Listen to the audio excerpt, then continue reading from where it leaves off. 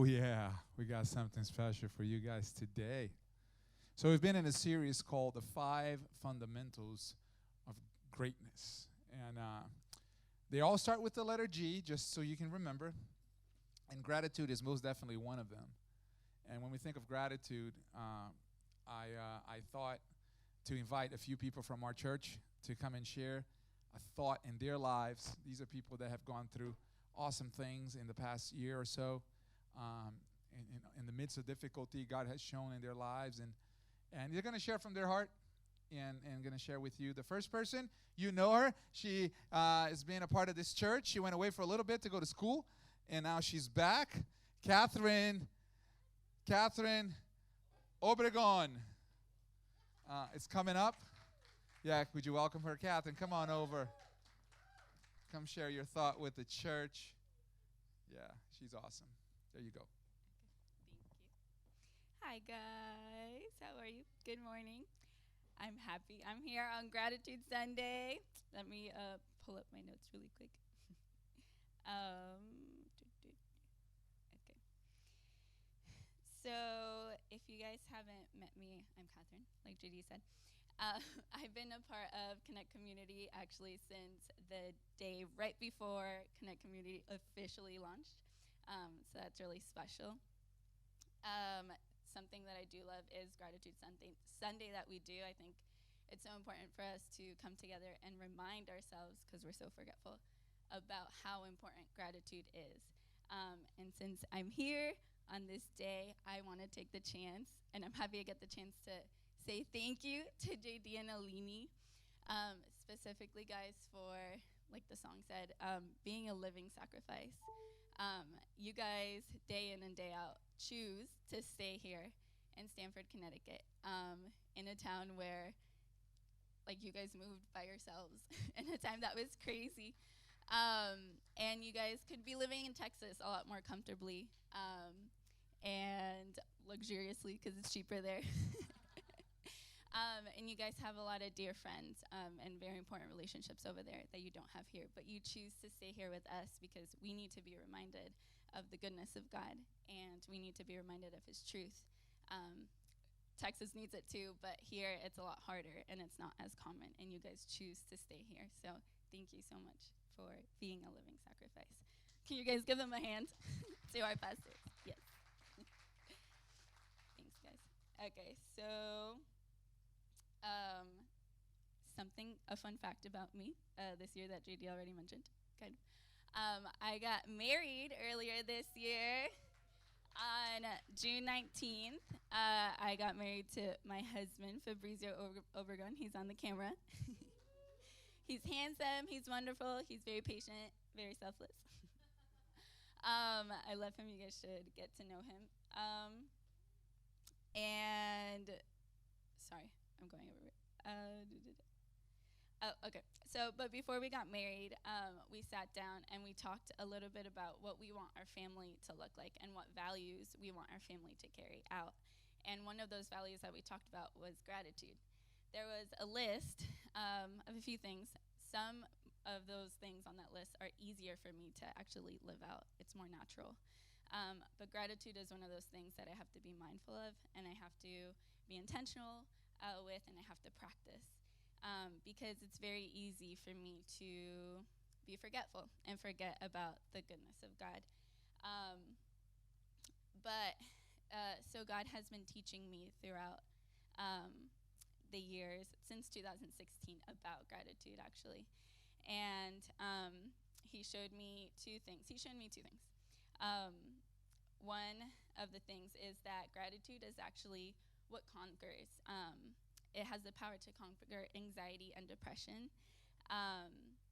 And that's what really got me through a hard time in my life. But gratitude has the power to change your perspective. It reminds you of the goodness of God. We are forgetful. And I don't have the time to share right now, but I have, like, my birth story. I can look at it from a negative view. My mom actually passed away the day that I was born. But so I can sometimes think of, why did this happen? But God always shifts me back to Catherine. Your mom passed away, but I put you into a family right away. If you look to any dark situation into your life, there's always something. There's always God's hand at work behind it. So gratitude has the power to conquer anxiety and depression. But the other thing God has shown me is that gratitude is actually the glue between where you are now and where you hope to be. And this year specifically, God has been talking to me about hope. And a few weeks ago, I was talking to my husband because I was very frustrated with this idea of hope. Hope is where we long to be, right? A desire in our hearts. I was very frustrated, and I asked him, do you even think hope is a good thing? And so the first idea of hope that I went to was Hebrews 11:1. And that talks about, it says, now faith is the confidence in what we hope for and the assurance about what we do not see. And I was like, hope does not feel good. And it's because it's waiting. It's an anticipation of something good, but anticipation is waiting. And God reminded me that in the middle of that waiting, what gets you going is gratitude, is what you have right in front of you. A lot of life is waiting. My husband and I were waiting for a long time to get married. We started dating we met in 2014, but we started dating in 2017, and we finally got married this year. We're very young, but it was a long time for me. But even with that huge hope fulfilled, that huge desire fulfilled, now there's new waiting this same year. There's expectations that were not met. For example, my cousin Adriana just moved to Mexico yesterday. She actually also got married this year, but in my mind, we were gonna do marriage together. But she moved, and now I'm waiting for and hoping for a time where she comes back. And so I can tend to grow bitter a little bit with the smaller details, but I have to remember the amazing thing that was done this year, like getting married to my husband. So those are my 2 points on gratitude. Gratitude defeats anxiety and depression, and gratitude is the glue between where you are now and where you hope to be. So. What an incredible lesson. That's great. I hope you're taking notes. We gave you a notebook for later, but you can write on it now. That's great. So, and we're all a little bitter about Adriana. We all have to work through that. The next person who's going to share, you know him. He's been here from the beginning as well, and he's always pumped, ready to get you excited. Mr. Dan DePaula, come on over, sir.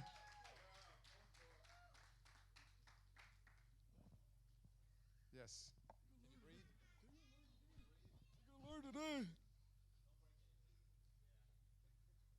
For those of you young folk who just sort of walked into this, Thanksgiving Sunday was pretty much open mic night or day, whichever church you went to. And as pastor would set up a mic, and then he would say, if you have anything to be grateful for, come on over. And one of the fun things about it was there was a little song. At the end of that song, you better move your way up there and say something thankful for. But as I was sitting, I was reminded of the song. There's an old song by Don Moen, and it says, give thanks with a grateful heart. Give thanks to the Holy One. Give thanks because he has given Jesus Christ, his son. And then he goes on to say, and now let the poor say I'm rich, and let the weak say that I am strong. And as I was sort of being reminded once again about that song, it really brought me back to 1 Samuel 7:12. Having been given the victory by God, he is then brought to a place, he calls all the people, and then he says, thus far, the Lord has helped us. And that pretty much has been the story of my childhood. Every time I would approach my mom, how's it going? How's it been? No matter how bad or how good it could have been, the answer was always the same. Thus far, the Lord has helped us. And what I have to tell you about gratitude today is that having survived this pandemic, The words are never truer than now. That thus far the Lord has helped us. My marriage has survived thus far. The Lord has helped us. My kids are healthier than ever thus far. The Lord has provided. Fun fact, I am breathing today. Now, some of you don't know that, but I do have seasonal asthma. It only triggers on winter. Hey, Dan, let's do a job on Saturday. Let's demo the place. As we're doing the whole demo, I forgot to put a mask on. Suddenly, I remember right around hour 3, I am grasping for air. And suddenly now, I am thankful for air. So thus far, the Lord has helped us. And I've seen sometimes that we have a difficulty to be thankful for simple things until they're not there. We are grateful, we are ungrateful until you lose your peace of mind. And then when you finally get it, when you achieve it, thus far, the Lord has helped us. As we were talking, I think I was talking to David Anthor at the lobby, which is the same conversation I was having with Jackie at the dining table. We were talking about holidays and the pressures about holidays as it comes in, spending time with family and sort of running around and forgetting the actual essence of the holiday. And we were talking, we specifically talked about, hey, I am beginning to love Thanksgiving more than Christmas. Blasphemy all the way around. That's how I felt. However, as we were talking, we really began to understand that sometimes we're so pressured on Christmas about gift giving, who's coming over, who we're going to spend time with, that we forget the actual essence of it. When in Thanksgiving, we simply have to sit, share a meal, and talk about the things that we're grateful for. As we were sitting at the dining table just a couple days ago with my mother-in-law, we begun to sort of, hey, I spent 2 days in my pajamas. There was no gift shopping. All we did was sit. As the kids recorded their videos about, I wish I would have edited and played it to you guys. Some of the things that they're grateful for are so simple. Dad, I'm grateful for my friends. What's their names? I don't know. I'm just grateful for them. I'm like, okay, that's awesome. What are you grateful for? Dad, I'm just grateful for my toys. And how we have lost that essence in our hearts. And we're actually coming in to Thanksgiving totally ungrateful. These words have marked my life. Thus far, the Lord has helped us. What I wanted to sort of bring up to you today was, what has the Lord done for you that you have forgotten? One of the conversations I was having with my father-in-law was that I am now living what I prayed 4 years ago. And then I begun to think about where we are. We owned a few investment properties. And when the pandemic came, our first thought was, our temporary rentals are going to totally fail. We ended up having double the amount of people coming over for totally different reasons. Thus far, the Lord helped us. Hey, Dan, we're going to shut down. I'm also a contractor. We're doing a job over in New Jersey, and we're thinking, oh my gosh, it's shut down. I'm saying, God, how am I going to provide for my family? We were home. I was home for maybe a day and a half. The phone rung. I haven't been home for 2 days straight for over 18 months. Thus far, the Lord has helped us. And in the conversation that we were having, we specifically talked just about that. The fears that we have that sometimes will stop us from going forward. And then if you just continue to live through, remain faithful, and push through, you then realize those same fears were not, they were just really meant to stop you and to keep you bound. But if you push through, you're then able to experience gratitude because you look back and you say, oh, that thing, it never held me back. And what I can literally say to you this morning, and I'll close with this, is that as we're working through this process of pandemic, and we're sitting at the dining table, I said, Jackie, you have been home for over 18 months. You used to have a job in the Upper East Side as an accountant. You came home, a job where you were overspent, working nights because you had to also work from home. You barely saw the kids. And where we are today, and this is not about the financial part of it, and which is something that we were also talking about, and there's a lot of things that we talk about, I know. But which really brought us back to, we are learning how to live in the favor of God.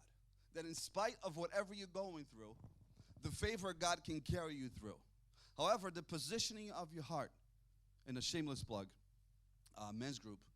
You guys are supposed to say, and then as we're going through our men's group, oh, wow, thanks, guys. Yeah, thanks for the backup, Kev. We're reading a book called Enemies of the Heart.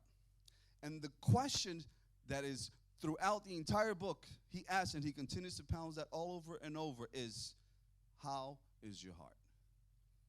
And I ask you this morning, how is your heart? As you have gone past Thanksgiving, walking into your Christmas, how is your heart this morning? Have you been checking on it? As you look back, can you see the prayers that have been answered? The things that God has kept you from in order to push you forward. Gratitude being something that can push you through depression, that can help you go to the place where God has intended for you to be. The question that I want to leave with you tonight, this morning, is just that. How is your heart? Have you been able to look back and thank God for the things that he has done in your life? Thus far, the Lord has helped you and brought you to this point. But what we have to keep in mind is, where is our hearts in terms of gratitude, and how are we presenting ourselves back to him? Give thanks, for he has given Jesus Christ, his son. Amen? God bless you. Amen. Thank you, Dan. That's perfect. That was great. I'm going to share a thought with you, not for too long. I just want to bookend what they have spoken. And I didn't really know what they were going to speak about, because I trust these guys. They've been with us for so long. But it goes exactly in line with what we want to present to you today. There's a psalm in the scriptures, Psalm 100. If you have a Bible, you can go there. We don't have it for the screens, but I'm going to read it to you. It's a really short psalm, about 5 verses. And in this psalm, the psalmist is just calling us toward gratitude. And this is what he says. Make a joyful noise to the Lord, all the earth.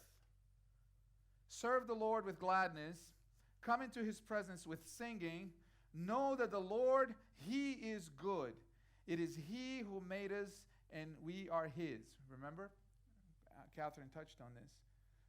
You got to remember. Gratitude, lack of gratitude causes us to forget. So he's calling us to remember. Know that the Lord is good.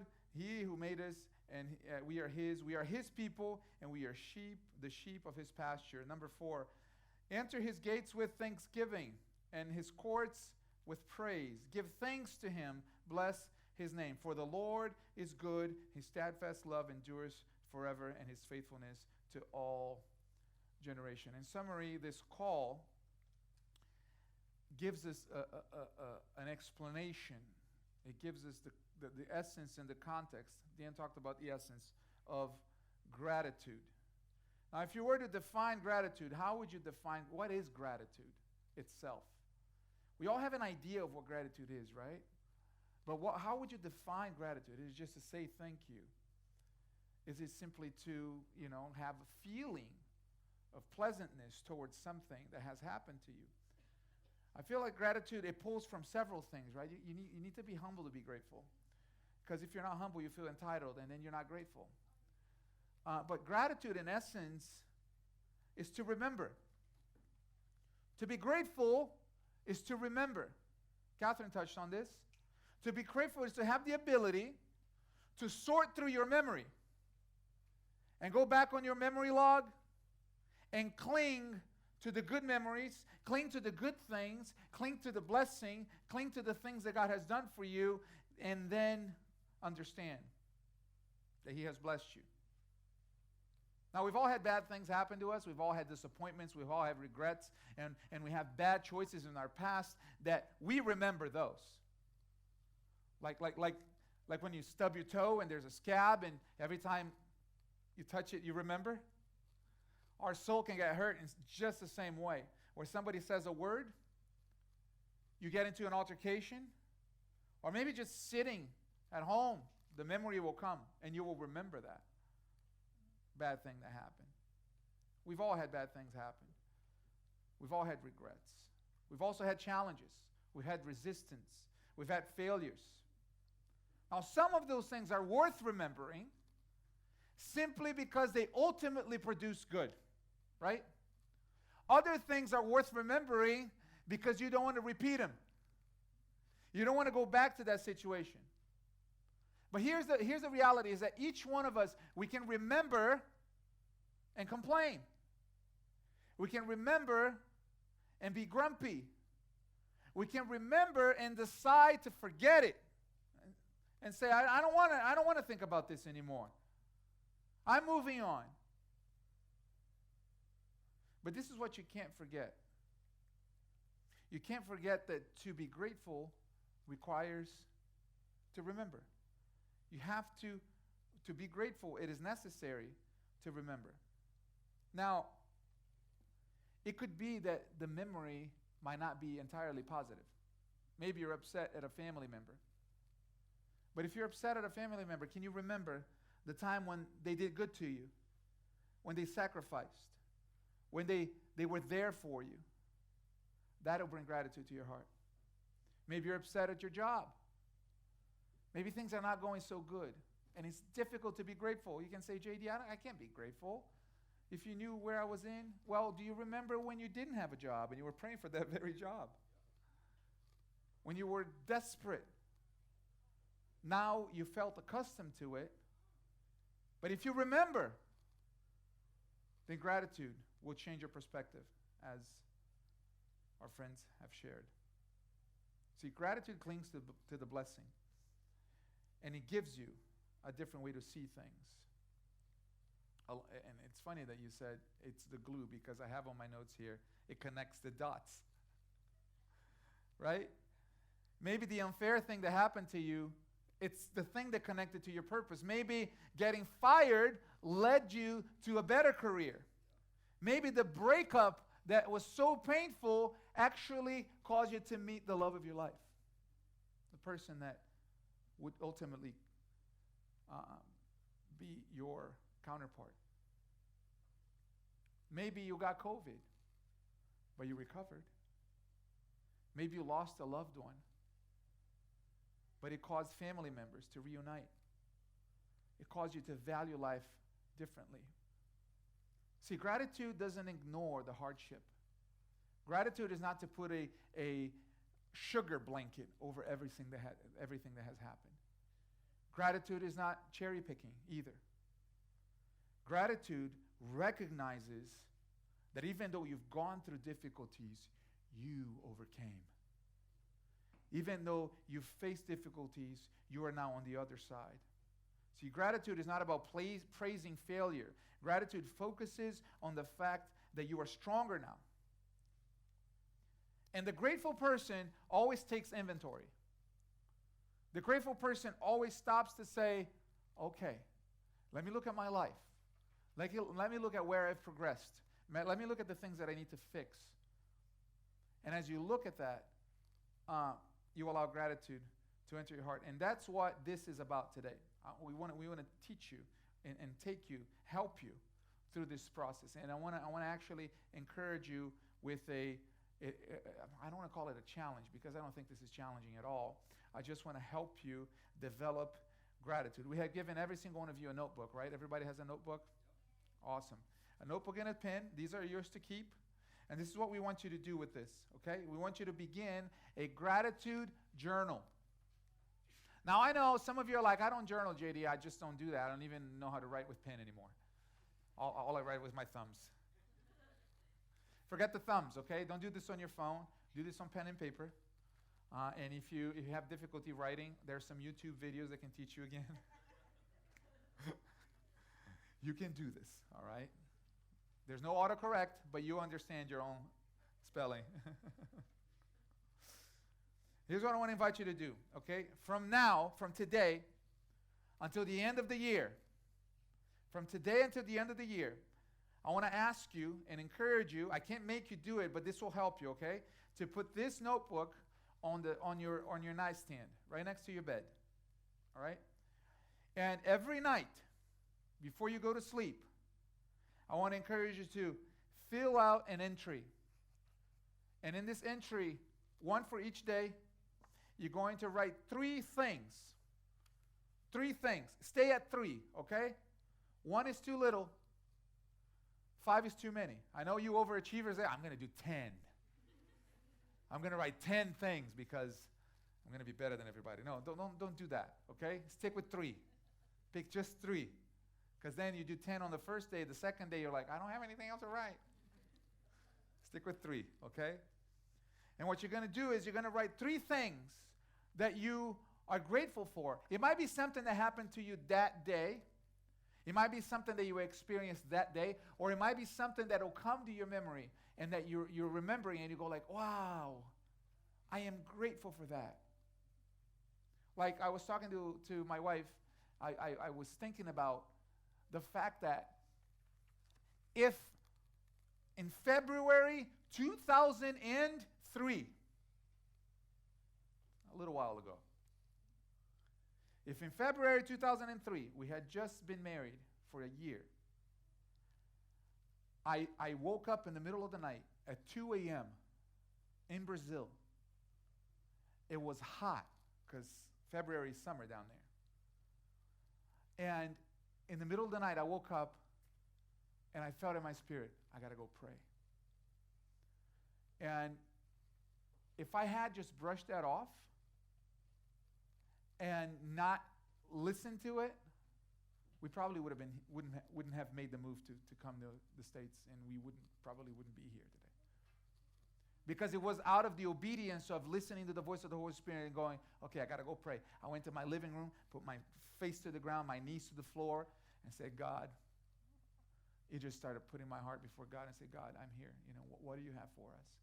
And then God led us to do a fast and pray for the next season of our lives. And it was in that moment when I was on my knees praying that the word Houston came to my heart, and we ended up moving to Houston just a few short months later. Little nudges that God will give you that you can remember and go like, man, if I hadn't made that phone call, if I hadn't talked to that person, I probably wouldn't have been here today. God is going to put things in your heart and in your memory, and you just jot it down. Don't have to write a whole essay, right? I know some of you are like, it began in 1955 when my grandfather met my grandmother at a saloon. Did they have saloons in 55? That's like in 1980s. Or the 1890s. I flipped the numbers. So it's something simple, right? In fact, let's do that right now. If you have your journal, we're going to do that right now. I'm going to take you through it.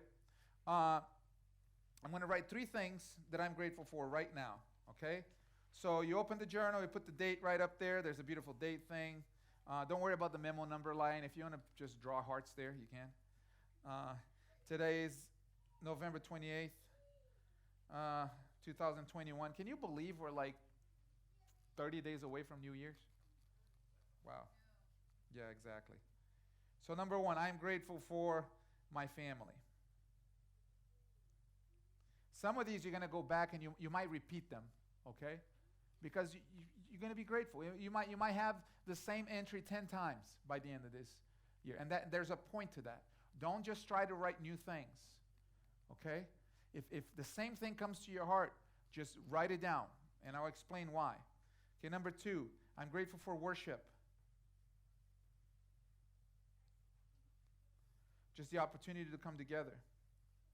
Number 3, I'm grateful for community. I'm just writing things that I'm feeling right now because this is what we are experiencing right now, right? Family, spent the day with family. Our family from Texas flew up. It was awesome to see the cousins together. So that's where my heart is. Worship, I honestly, guys, I spent a year without singing, and I didn't even realize that I hadn't sung for a year. And I tried to lead worship at Stanford High School. My voice was shot. I couldn't get through 2 songs. So I was a little nervous about today. So I'm grateful for worship, right? The opportunity to come together and sing to God. And I'm grateful for community. Like the months that we spent apart were not good. I didn't like that. It wasn't good. So I'm glad that we're able to get together, come together in this place. For those of you watching online, as soon as you're ready, we're here. Come on in. So once you enter the 3 things, okay, this is what I want you to do. I want you to meditate on it for a little bit. It doesn't have to take long. You just look at those 3 things and you think about what do those things lead you to want to do? What is the action point that comes to your heart once you put those three things down, right? You read through them: family, worship, community. What do you want to do? I'll put here,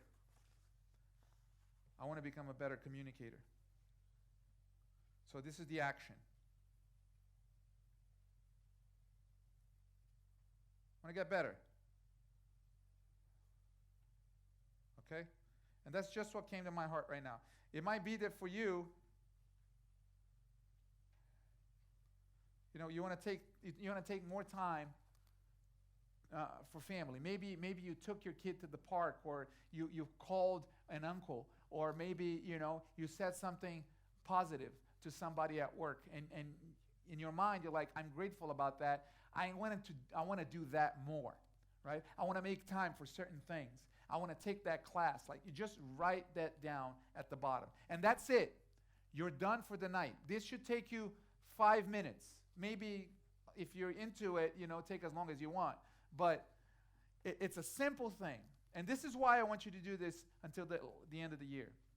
Now, let me just release you from the pressures of, oh my gosh, I have a job now that I have to do every day. If I fail, I'm going to be excommunicated from the church.